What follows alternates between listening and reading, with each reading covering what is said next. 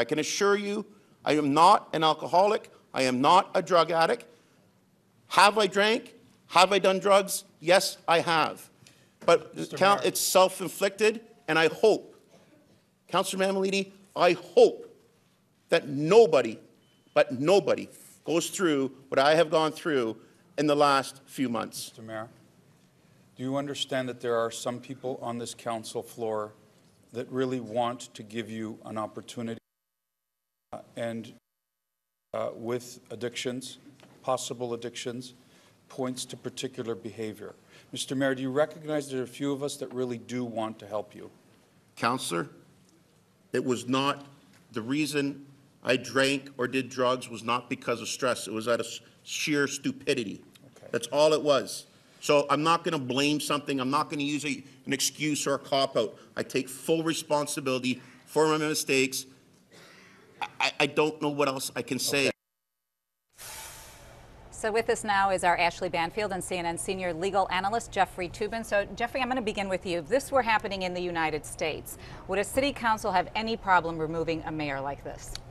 Almost certainly not. Almost every city council that I'm aware of has some sort of provision like impeachment, where you can remove people who have behaved in such a way that makes it impossible for them to serve.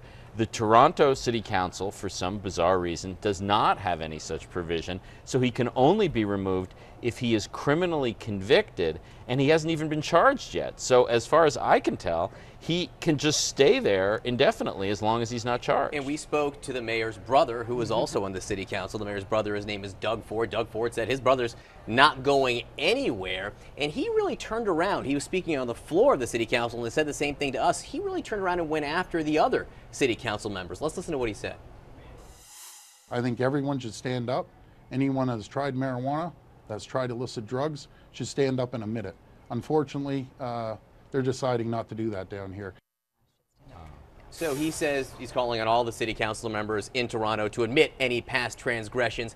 Ashley Banfield, you are from the great nation of Canada. Me here today? I'm not asking you to answer for your people here. All of Canada, but perhaps right some now. Cultural translation here. Okay. His approval rating has not slipped. Mayor Rob Ford right. seems to be doing fine in the polls here. So his brother, is this just a diversion here? Is he trying to take the focus off the issue? Will that sell? I don't think so. I'll be honest with you. The approval ratings aren't very current. They're about a week or so ago. And as you've seen in this story, there's a development every 5 minutes that's more unbelievable than the last. About 2/3 of the people, and this is pretty unofficial, actually don't like what they're seeing. But there's a very weird thing that's been playing out there. The city of Toronto was fairly small until it incorporated all those big suburbs. All those big suburbs felt like they'd been left out a lot. And then along comes Rob, and it's the man. So they like what he did for them. They like that, he took away the whole liberal, central, downtown politics and gave it back to them. And I'm not so sure they're willing to part with that so quickly. But look, you can't have a guy standing up combative saying, yes, I purchased illegal drugs. Yes, I smoked crack cocaine. Yes, I've done these things, but I was just loaded for very long before that starts to bleed through the community enough where maybe it's not appropriate that I have to explain this to my child, what crack cocaine is and why.